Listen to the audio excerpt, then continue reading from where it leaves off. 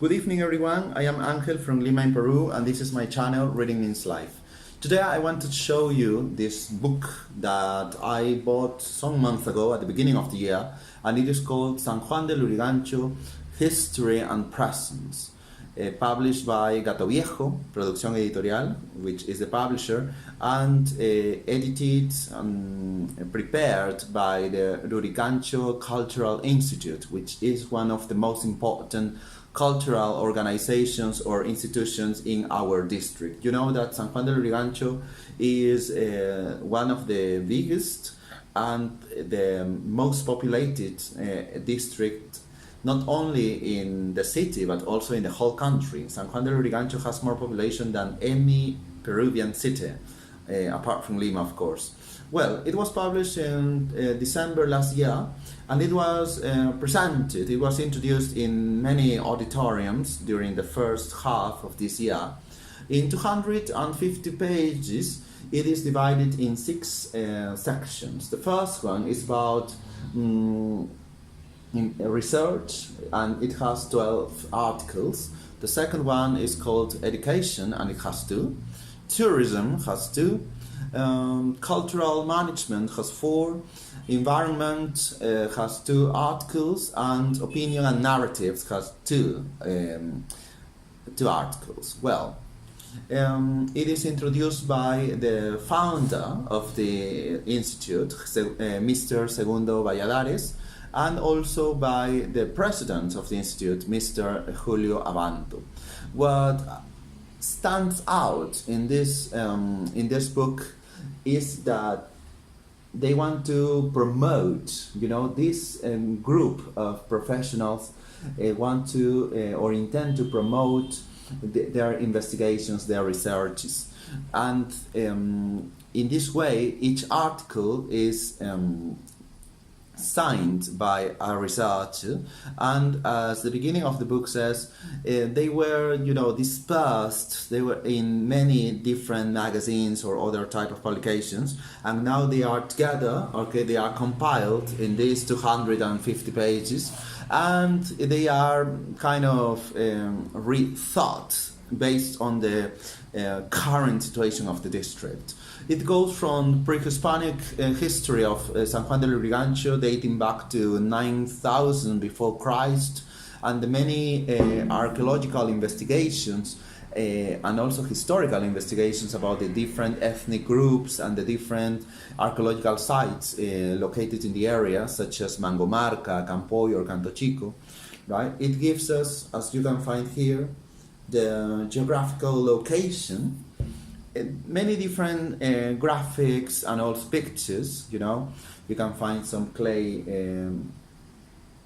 figurines there, some ceramics, some ceramic patterns, of pre-Incan ethnic groups.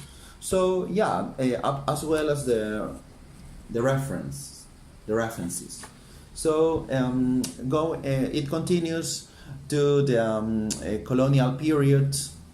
Some investigations on the haciendas, about slavery, and well, it continues in the Republican period in the 20th century and the migration phenomenon, without seeing things in black and white, but it tries to understand a phenomenon that might be understood from different perspectives.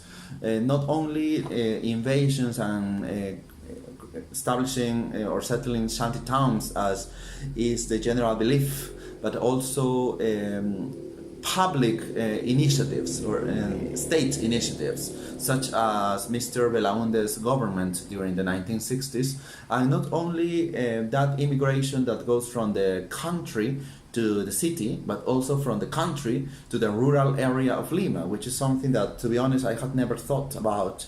One of the articles that I liked most, and it fills me with optimism, is the one about archaeology workshops in schools as a pedagogic tool.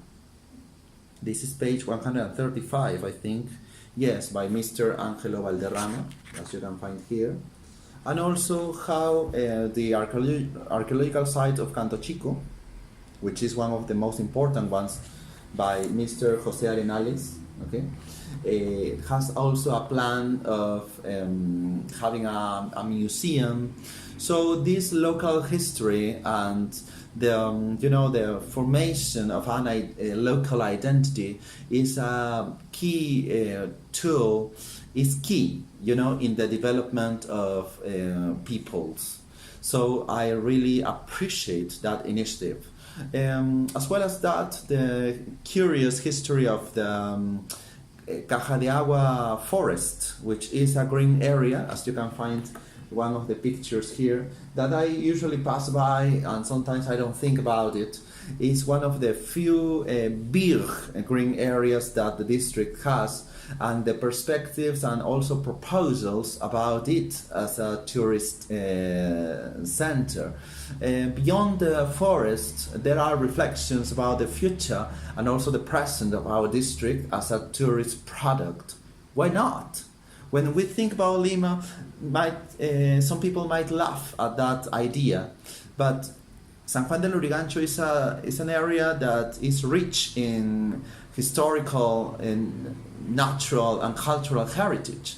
So throughout the book, I can see a type of call to union and an efficient management of the many resources that our district has. In the back, we can find that this book, San Juan de Lurigancho, History and Presence, is a collective dream that is part of the lives of the members of the Ruricancho Cultural Institute, and fortunately it has been materialized in such a beautiful and important publication like this one, which is why I really recommend reading that.